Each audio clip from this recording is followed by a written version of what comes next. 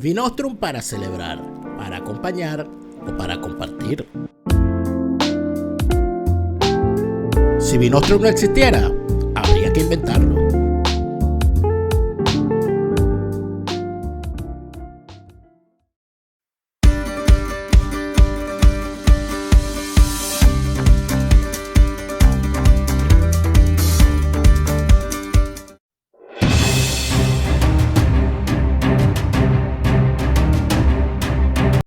El día de hoy hemos tenido algunas situaciones técnicas que ya afortunadamente hemos logrado superar y quizá por eso el programa de hoy será un poquito más limitado en cuanto a tiempo, más no en cuanto a calidad y en contenido. Está con nosotros como siempre los lunes Alberto Franceschi. Alberto, buenas tardes, saludos, gracias por acompañarnos. Alberto, hay dos posiciones con respecto a lo que está ocurriendo en Cuba. La primera es que el régimen está que se cae y la otra es que esto es pura paja y que no nos hagamos ilusiones. Estoy seguro de que tú no te inscribes en ninguna de las dos. Estoy seguro que tu capacidad de análisis te permite elaborar un poquito más que estas cosas simplistas que normalmente se manejan en las redes. Quisiéramos escucharte. Los precedentes de lo que está pasando hoy solamente pueden llevarnos a el maleconazo de hace no sé cuántos años. El 94. 94. O sea, estamos hablando de hace 25 años. Y antes de eso, algo que se llamó lo de Mariel. Es decir, movilizaciones gigantescas de convulsiones internas, o el sitio aquel de la Embajada de Perú, donde hubo también miles de personas. Esos grandes episodios quedaron en la memoria ya lejana. Pero esto empieza en el barrio San Isidro un par de meses atrás, con una cancioncita que patria y vida, etcétera, ¿no? Y empieza a tomar cuerpo una situación de movilización general de toda la isla, que se ha manifestado en gigantescas movilizaciones, que por supuesto el grueso de ellas no se vio porque el gobierno empezó a machacar la emisión por internet, suspendió el internet, oscureció todo el proceso, pero no pudo porque ya habían como muchos que habían grabado cosas, etcétera, y empezó a salir. En este momento no hay internet en Cuba, sin embargo la gente consiguió por teléfonos muy buenos, por lo que habían grabado, o por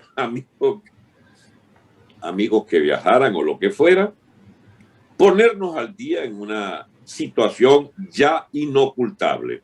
En Cuba están movilizados 2-3 millones de personas en toda la isla y la reivindicación es que se vaya la burocracia. No es ni las vacunas, ni siquiera comida, es todo, las reivindicaciones populares, pero todas centradas en el tema político. Díaz-Canel, le dicen vulgaridades a Díaz-Canel y perciben que hay una debilidad de la burocracia cubana, puesto que empezaron las deserciones. La primera de ellas fue el viceministro, un general, viceministro del Interior. Ahora, ¿qué está ocurriendo en Cuba? Es un proceso de revolución política o de contrarrevolución política, como quieran llamarlo, pero es un fenómeno de fin de un régimen que tiene 62 años de existencia. Y eso, por supuesto, está desarrollando unas características que son desconocidas completamente. Lo más cercano que puede ocurrir es, dada la inexistencia de una base social real, orgánica, de la burocracia como clase, porque no es una clase, es una casta parásita de un sistema económico que no justifican al burócrata, porque no son propietarios.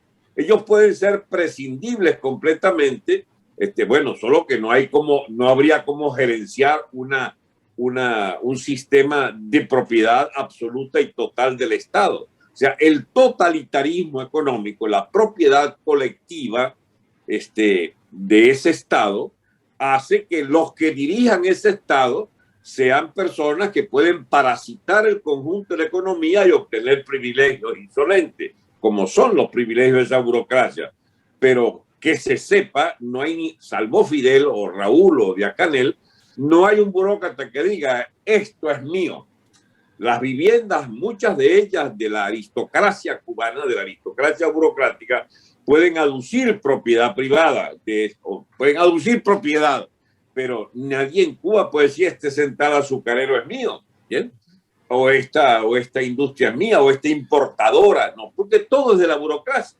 Pues bien, esa burocracia se está fundiendo, como derritiéndose en medio de una oposición política masiva que no los quiere ya en la administración de la propiedad de Estado.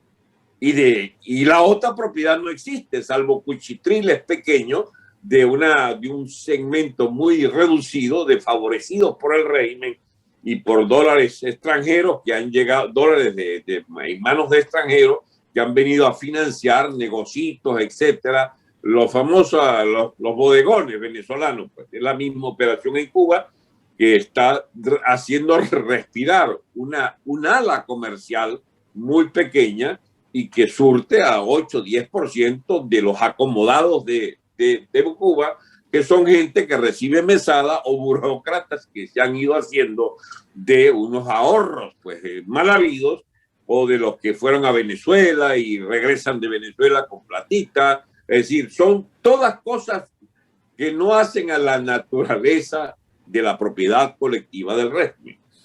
El tema cubano se parece demasiado al ruso por el origen de esa burocracia como administradores de una propiedad ajena, que es la propiedad de todos, pero que no es de nadie al mismo tiempo. Y entonces, en Rusia, el gobierno Yeltsin desaloja al Partido Comunista de Rusia y las repúblicas de la Unión Soviética estallan, se reagrupa una parte de ella bajo el liderazgo de Rusia, pero ya con un modelo económico-social que abría las puertas a una pavorosa crisis de carencia de divisas, de cambio monetario, de hiperinflación, que como fue el caso en esos meses y años del principio del derrumbe comunista, el año 91, 92, y que terminó entonces, sacudiendo todos los cimientos de lo que fue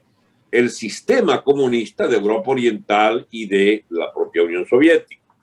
Todavía se está bajo las consecuencias del fin de la Unión Soviética y del fin del del comunismo ruso, que abrió las puertas a un capitalismo con una alta dosis de propiedad monopólica, de propiedad de mafias que se adueñaron del grueso de las empresas públicas.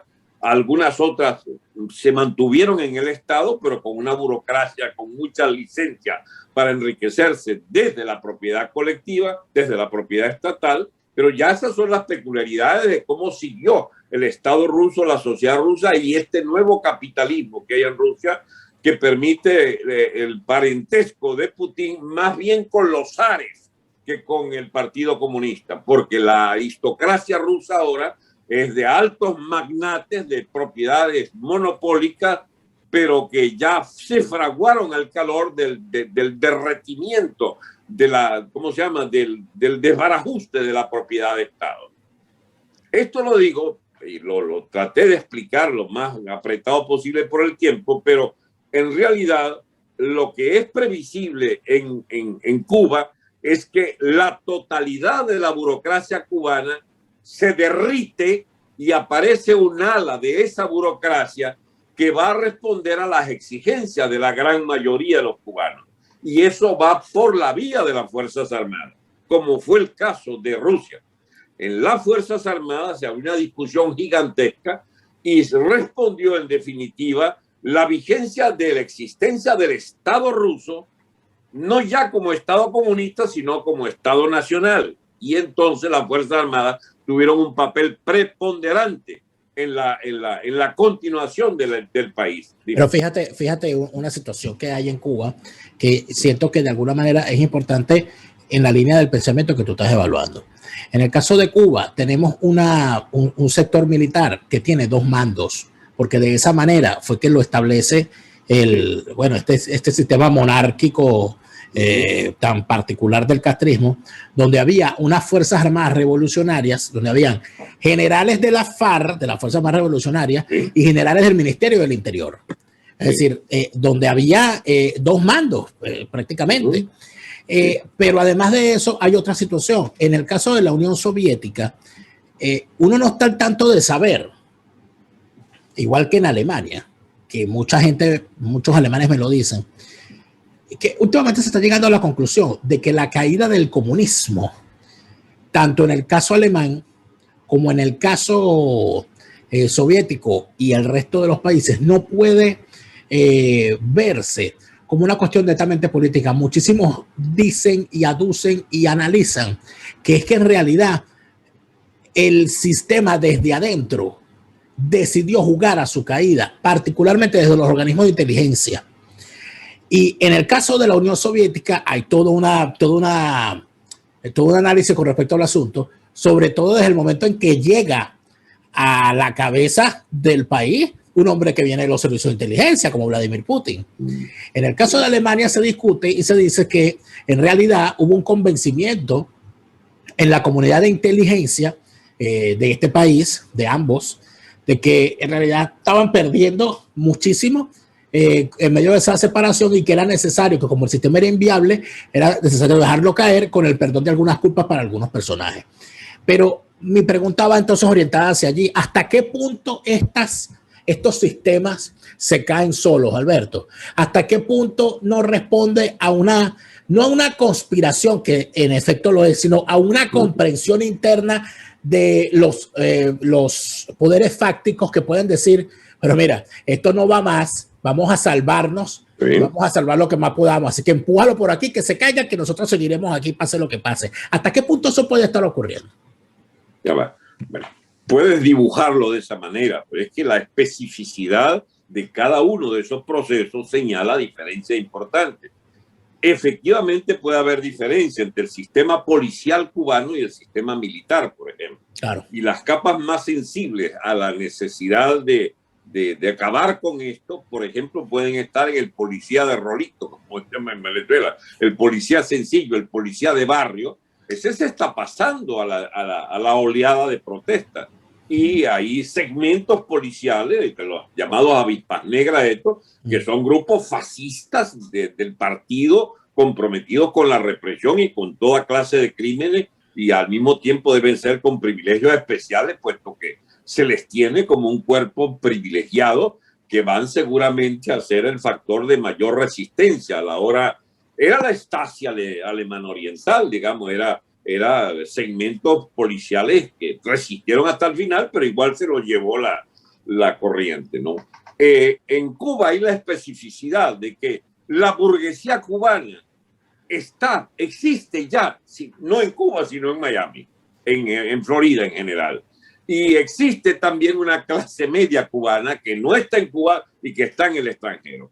Eso va a ser un elemento muy importante en la reconstrucción del país, porque eso no lo había en la llamada, no había una burguesía rusa externa y una clase media externa, sencillamente todo tuvo que sancocharse, depurarse y progresar a partir de fuerzas intrínsecas. No fue posible por las mismas características de lo que era la Rusia antes de llegar de los soviéticos. Entonces, ¿tú sabes cuál es el principal aliado de la burocracia cubana en este momento?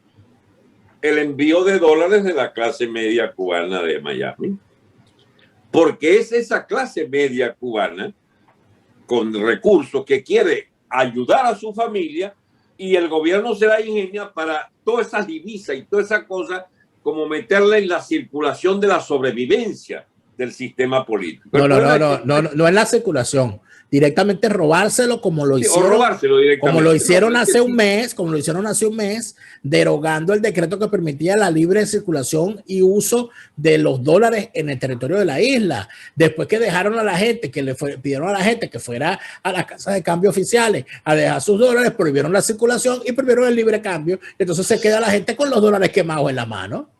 Sí, pero esa medida ya locoide completamente y desesperada de abuso criminal de la burocracia que quiere robar, para variar una vez más, bueno, le salió para el orto, como dicen le salió muy mal, ¿entiendes? Y entonces declaró la crisis, la cuestión de la divisa y el cambio de moneda. A toda esta, debe ser que estaban tratando de cambiarse al rublo, perdón, al euro. No sé qué carajo. Por eso es que te repito, lo del tema de la caída, de la implosión programada. Porque eso es difícil, Dani, porque ellos no lo ves difícil, lo ves complicado. Daniel, no es posible concebir esto como una explosión programada, porque la verdadera cara de la burocracia es Díaz-Canel, que dice: prepárense para ir a la calle a matar si es necesario. No claro, Alberto, pero recuerda que a todos en todos estos regímenes, cuando hay un cambio en la dirigencia, siempre vienen unas purgas, unos ajustes y unas situaciones en los que el que toma el poder necesita sacar a los que estaban antes para hacerse por completo del poder. Ya va, pero entonces, a ver, reelaboremos un poquito, Daniel. A ver. Es un hecho que lo que venga en Cuba tendrá factores de continuidad en las partes, en los segmentos sociales. Puede ser que políticamente revienten todo, pero socialmente el que tenía posiciones de privilegio o niveles educativos o acceso a información, en el caso de que fueran policías, etcétera, o gente que sabía de la diplomacia o de las reglas de comercio, todo eso van seguramente a querer subsistir e incluso disimular sus pasivos y adecuarse a las nuevas circunstancias. Con la ayuda de los emigrados también va a haber una mixtura social muy, muy compleja allí de renovación de privilegios, digamos, pero ya con otro régimen político. Pero lo central es que el colapso del régimen ya está en marcha. No hay vuelta atrás. El que crea que no cambió Cuba en los últimos 15 días y de que no se va a una caída del régimen, está pelando. Imposible porque después que tú revientas una vidriera a un régimen como eso a menos que estemos hablando de que los tipos apliquen todo el poder y les pasen los tanques por encima a la gente y que el mundo lo permita, como lo permitió en el 89 en China o como se permitía normalmente cuando lo hacía la Unión Soviética. Pero yo creo que el mundo no es el mismo, ¿no? Sí, pero fíjate, qué bueno que tocas el tema de China, porque son procesos muy distintos. Exactamente. En Rusia el Partido Comunista queda pulverizado. Los comunistas se disimulan, muchos de ellos, tras el partido de Putin. ¿Bien? En China el partido quedó intacto después de purgas internas. La propia revolución cultural fue la más gigantesca de ella, pero antes el gran salto adelante fue otra grande purga. La fracción Liu Shaoqi, del presidente de la República, el chico terminó muriendo de disentería por allá en un campo de concentración. Y el Deng Xiaoping, que es el de la reformulación de las llamadas 4 modernizaciones y de la zona económica especial, etcétera. Deng Xiaoping, digamos, arropa la estructura del partido y convierte al Partido Comunista en el partido de los millonarios chinos. Y son entonces del estatismo burocrático comunista totalitario del partido, pero con propiedad privada y capacidad de ser grandes burgueses. Esa es la especificidad china. En Rusia pasaron directamente a ser burgueses liberales, burgueses propietarios y con sus agencias políticas de lo que es el putinismo ahora. En Cuba, ¿qué es lo que viene?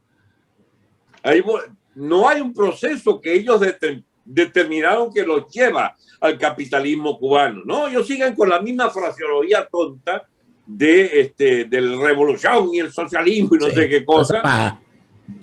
Pero ellos venían, era de un modelo específico que era el chulaje. Ellos vivieron de la Unión Soviética 40 años y han vivido de la revolución bolivariana 20. Y se acabaron las dos. Se acabó la ayuda soviética, se acabó. Quedó exangüe la ubre estatal venezolana y ya no hay más. Ya no hay más. Entonces ahora, ¿a Japón te van a coger? Ellos tenían la tesis de hacer la mezcla progresiva con la migración cubana y hicieron toda clase de liberalizaciones, pero el Trump les echó a perder el baile. ¿Bien? Trump les puso condicionantes, les puso vaina y entonces obstaculizó ese proceso de mutación de la burocracia en burguesía que no lo lograron. Quedaron solo en un régimen raro allí de muchos burócratas que sí se enriquecieron y otros que no lograron enriquecerse y que tienen que seguir disimulando lo que se hayan robado o a lo que hayan tenido acceso por privilegio. Es una situación insostenible. La economía cubana ya está en colapso hace rato.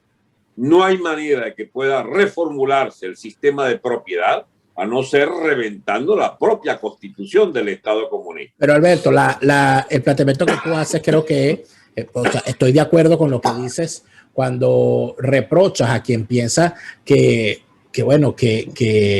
aquí todo quedó igual. No, aquí se vivió una jornada histórica, independientemente de lo que pase mañana o en los próximos años.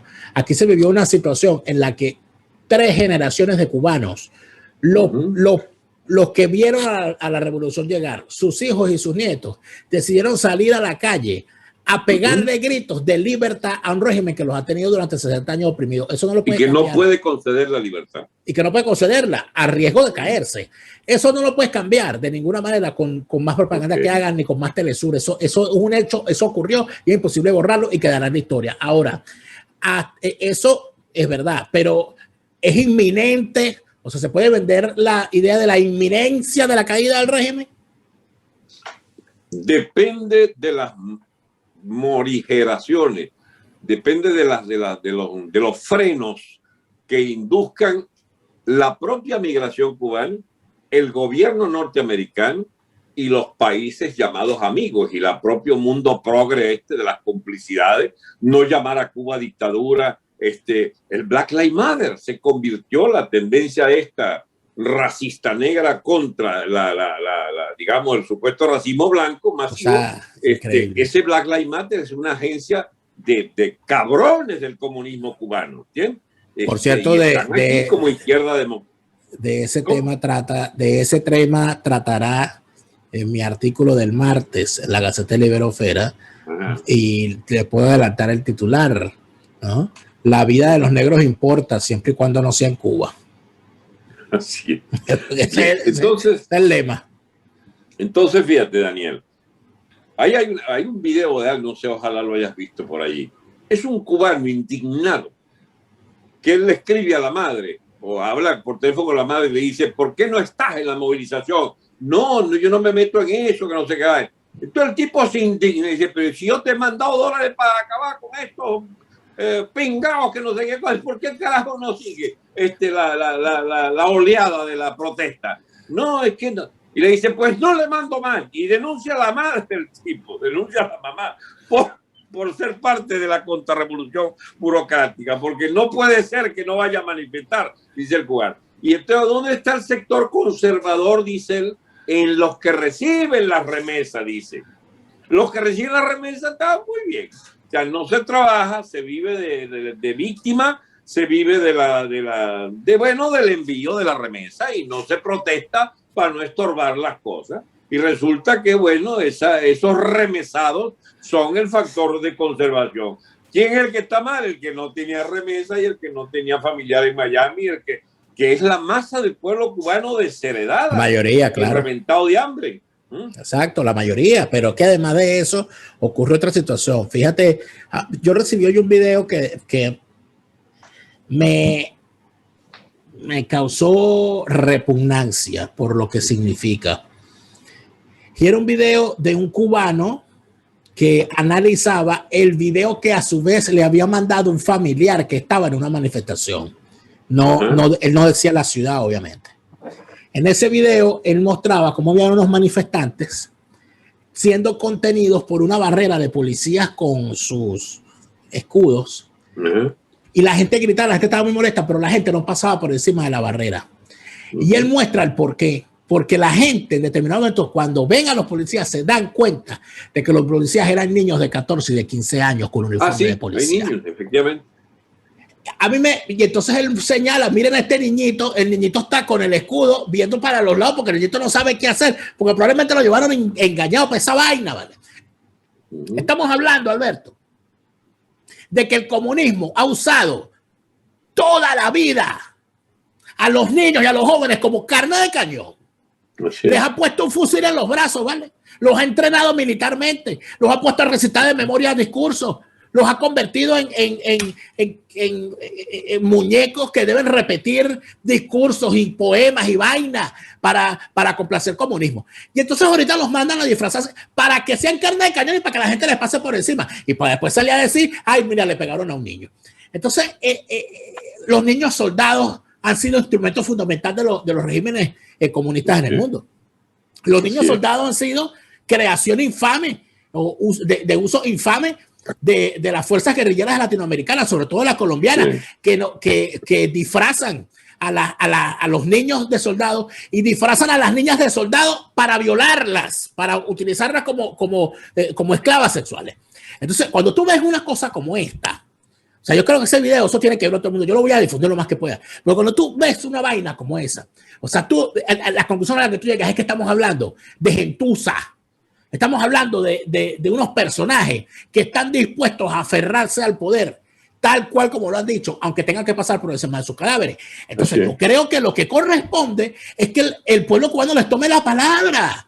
Pasen por encima de sus cadáveres porque no hay otra manera, no hay otra forma y no merecen menos. Es que hay que pasar en cadena nacional, hay que pasarle a todos los cubanos el video de Ceausescu siendo fusilado, el video de Mussolini guindado, todas esas cosas, Alberto, porque estamos hablando de lo que dijo, de lo que planteó de forma sencilla Isabel Díaz Ayuso en su campaña. Comunismo o libertad, no hay media tinta. Si usted está en el comunismo, usted no es libre. Y si usted es libre, no quiere comunismo. Ajá. Ahora fíjate, Daniel, tocaste un punto adicional que ayuda a comprender más el asunto. No hay una sola solución y una sola vía para Cuba. Son alternativas. Está la vía rusa, que es las Fuerzas Armadas toman la iniciativa, ganados por el pueblo que los rodea frente al edificio del Parlamento, con Yeltsin de figura, etcétera, y hay una mutación del régimen donde queda intacta el grueso de la Fuerza Armada y entonces inducen a un cambio de político de grandes consecuencias. Hay el método rumano, que efectivamente es la explosión popular, que se lleven los cachos la burocracia y empiezan por la liquidación física de Ceausescu y Helena, ¿verdad? Eso es un hecho histórico innegable. Hay la vía alemana, la vía ¿cómo se llama? O la vía, pues, pasar la pared del muro, soltar el uniforme del Stasi, lo botaban, qué sé yo, y se pasaban a migrantes al Berlín Oriental y empezó aquella modificación. Hubo la vía checa, que fue un partido arrinconado y que con muchas discusiones internas se iba como acomodando y no hubo ni persecuciones ni nada por el estilo, porque los checos resolvieron hacer en sana paz la modificación y la sustitución de la burocracia por una clase media, digamos, culta, etcétera, millones de elementos distintos. Pero en todos, donde lo que impera en todos es que no va más la burocracia, no va más ¿cómo se llama?, la propiedad colectiva del Estado, y las libertades y las vías de democratización son irreversibles. Y es lo que pasará en Cuba. Ahora, ellos escogerán cuál vía, si termina Díaz-Canel colgado pues pescuezo, ¿entiendes?, como Ceausescu, o termina como Yeltsin a la cabeza de un Estado que abandona toda la pretensión de sostener esa economía y ese estatismo. Pero tú crees que a Díaz-Canel le da chance de ser un Yeltsin a estas alturas. Ese es el hijo putativo de toda esa peste de la burocracia cubana.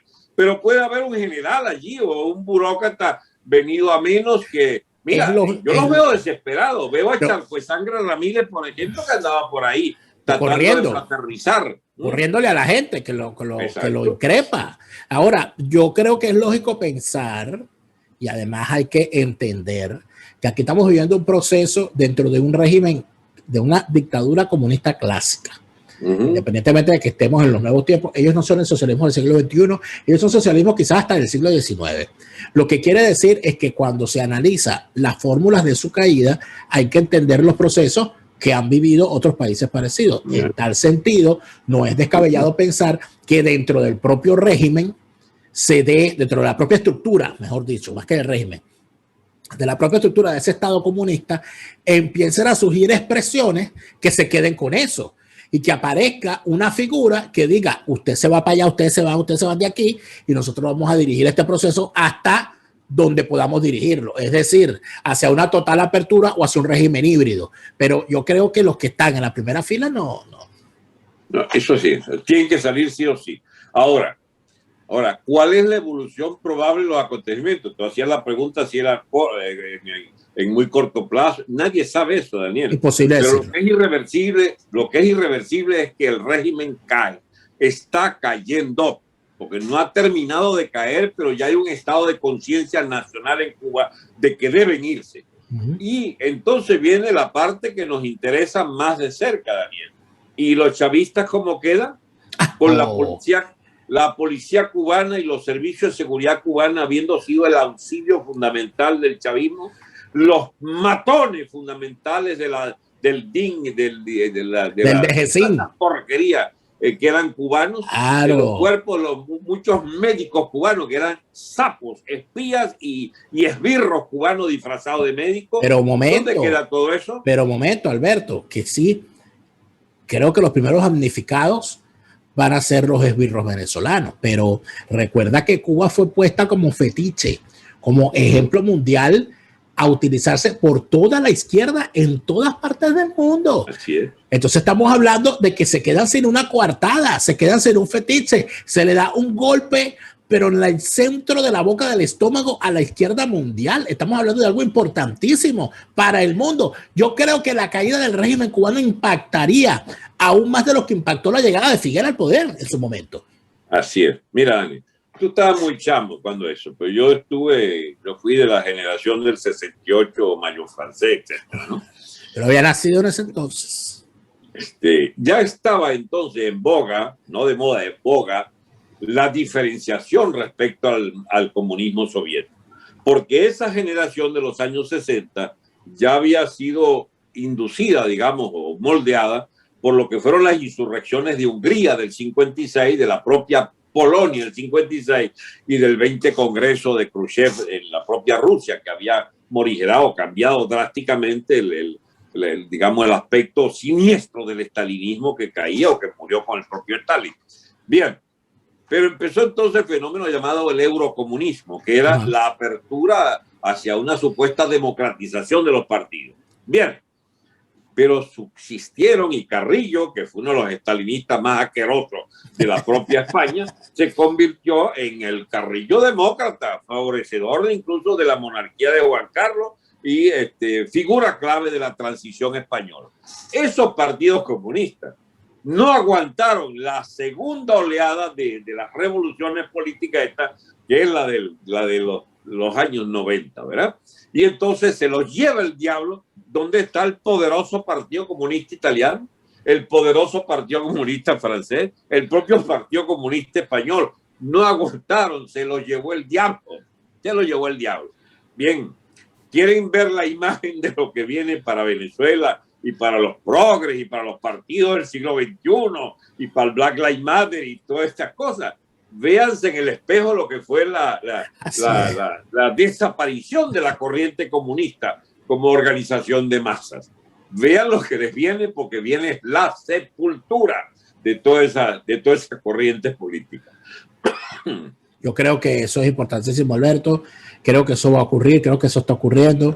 Creo que seremos testigos de unos hechos históricos importantísimos. Yo creo que hay una generación de gente privilegiada, que es la generación, tu generación, la generación de mi papá, la generación quizás no tanto de mi mamá, pero sí de mi papá, que se acuerda. De ustedes, lo que se acuerdan de la llegada, o estaban muy niños cuando la llegada de Fidel al poder. Y lo importante es que eso fue, y van a verlo caer. O sea, eso, una cosa que se pensaba, que el castrismo era, bueno, casi que indestructible. Porque era legítimo, según la gente, era legítimo. Y que además la cara buena. Y que además de eso estaba mutando ya y se había convertido en estas células cancerígenas en Nicaragua, en Venezuela, en Bolivia, en Ecuador y hasta en España. Entonces, caramba, es un proceso difícil, un proceso lento, un proceso que va a traer muchas frustraciones porque estos procesos son lentos y no tienen la velocidad que la gente quiere, son súbitos. Nadie se esperaba que esto ocurriera de esta manera. Estos procesos ocurren de una manera que llevan su propio ritmo y quizás no el ritmo de las expectativas que la gente tiene, pero el golpe ha sido contundente. Yo no tengo ninguna duda de eso, porque nada más el ver, yo me puse a ver, gracias a un sistema que tengo a disposición, la televisión cubana. Mira, yo me reía viendo un programa llamado La Mesa Redonda. O sea que La Mesa Redonda es un programa de la televisión cubana, un programa de debates donde todo el mundo está de acuerdo, una cosa impresionante. O sea, un programa de debates donde todo el mundo está de acuerdo. O sea, nunca nadie está en desacuerdo con nada. Yo estoy de acuerdo que Fidel es el más grande. No, yo digo que es más grande. Una cosa increíble. Yo veía a los tipos discutiendo sobre el asunto y los veía, pues por supuesto, igualito. Me recordó a Venezolana de Televisión el 11 de abril en la tarde. Con esa gente, así como el video de los niños me recordó las imágenes de los últimos días de los nazis, de cómo sacaron a los niños y los pusieron uniformes para que los niños fuesen a morir en Berlín defendiendo el búnker de Hitler. Entonces, las señales son obvias. Eso no aguanta más. Eso no da más. Es un régimen que se agotó. Punto. Se acabó, se agotó y es inviable. Bueno, esperemos ver el final. Ahora hay un elemento que no podemos desdeñar nunca, es el bendito sello o la originalidad de cada proceso, ¿verdad? Tú tienes que acordarte que Fidel y la dirección del Partido Comunista Cubano se hicieron socios y amigos de las dictaduras del Cono Sur, particularmente la de Videla y Guerra. Ajá. Ellos ya tuvieron unos pecados originales por allá. Ajá. Y de la de Franco. Y la de Franco, a eso iba. Eran amiguetes del gallego Franco. Eran panas burdas. Muy bien. ¿Cuál es el sello de esa burocracia cubana que trata en medio de esta varaunda de tener una fisonomía propia de la nación cubana? ¿A quién quieren aliarse? ¿Con quién puede? Hasta ahora era parasitar a todo el que podían. Y la última víctima fue Venezuela, que les posteó toda su vida de burócratas, digamos, encumbrados allí en las últimas 2 décadas. Pero ¿quién paga la factura ahora? No hay quien la pague, porque a su vez ¿cómo se llama? La burocracia nuestra y el puño de ladrones, eso que diría Venezuela, también se agotó como sistema. ¿Quién paga, Daniel? Entonces, cuando no hay quien pague estos dos sistemas, el cubano y el venezolano sí pudo tener su propio recurso porque los producía y era la economía próspera venezolana que la han dejado exangüe, liquidada. ¿Bien?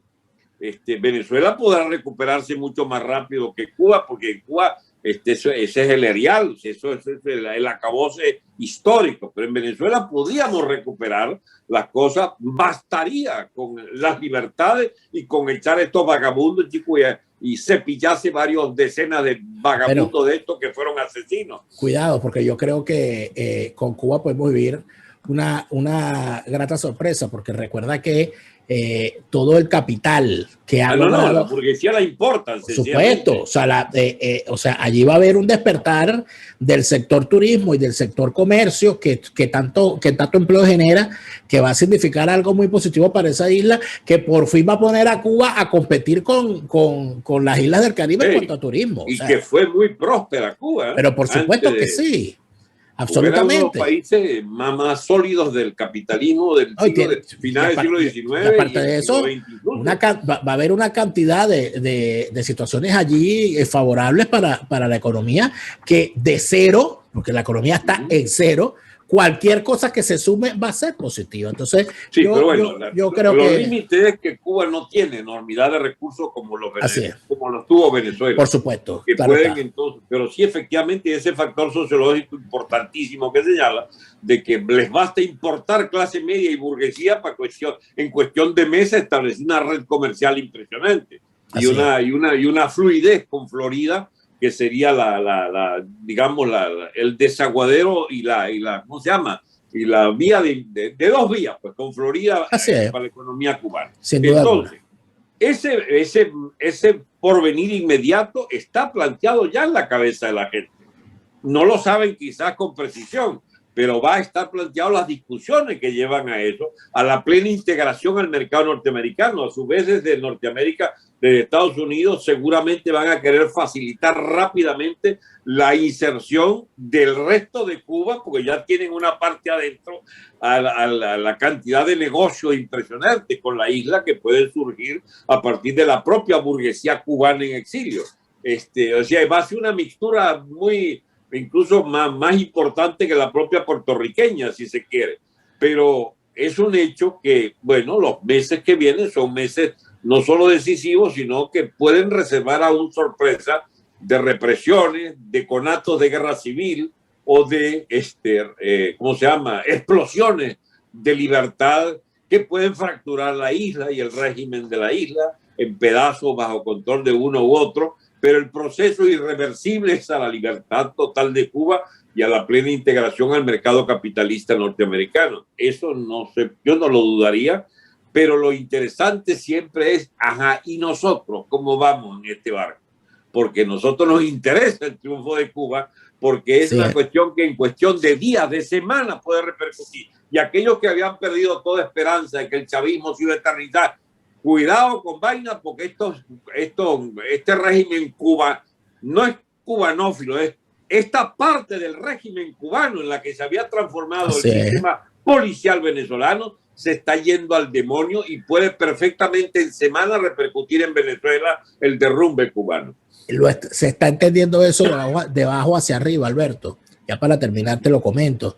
En la gran mayoría de las manifestaciones que se han dado en el mundo frente a las embajadas cubanas convocadas por la comunidad cubana, aparecen de la nada, sin que nadie los convoque, los venezolanos con su bandera y con sus gritos. Lo vi aquí en esta ciudad donde vivo, Alberto, donde los cubanos, los cubanos de Leipzig convocaron una manifestación y se ha llenado eso de venezolanos que me mandaron videos, me mandaron fotos. Ocurrió en Chile, donde los venezolanos fueron frente a la embajada cubana y se dieron sus coñazos con los comunistas que estaban allí pagados por la embajada cubana. Ha pasado en todas partes del mundo. Los venezolanos han llegado de forma natural porque el venezolano entendió de abajo hacia arriba que la caída del régimen cubano es la caída, es darle por la cabeza a la culebra. Probablemente no hay en Venezuela una dirigencia que lo entienda, pero como esa dirigencia opositora es parte del régimen, van a morir también. Esto va a ser como en los videojuegos, que cuando uno mata al monstruo, todas las trampas que el monstruo puso se disuelven. Bueno, así va a ser. Va a matar al monstruo y se disuelve todo el mundo porque se quedan sin coartada. Y eso lo va a... ¿Sabes qué me estuve acordando anoche? Y pensar que el Caprilito, el 23 de enero, le entregaron la presidencia, 23 de enero del 99, le entregaron la presidencia de la Cámara de Diputados y desde entonces un cabrón del régimen chavista, y que el rivalcito que tenía era el Leopoldito, que le tocó también entonces, bueno, malas horas por querer aspirar a ese liderazgo, pero finalmente ha logrado ser cómplice del régimen en estas aperturas que andan buscando con Guaidó, etc. Esa mugrienta clase opositora venezolana, esos caen con el chavismo. Pero por y hay que estar preparado para eso, para liderazgos de emergencia distintos a esta mugre. Ojalá ya se ocurra, ojalá ya se sea y ojalá lo podamos ver. Gracias, Alberto. Hasta pronto, Dani.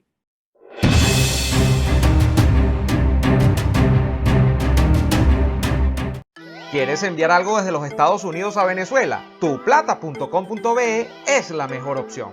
En tuplata.com.be además te asisten con tus compras y si lo necesitas, incluso las hacen por ti. No busques más couriers de dudosa procedencia. Envía rápido y seguro. En avión o en barco. Nos ajustamos a tu presupuesto. Tuplata.com.be, la tarifa más baja y en el mejor tiempo.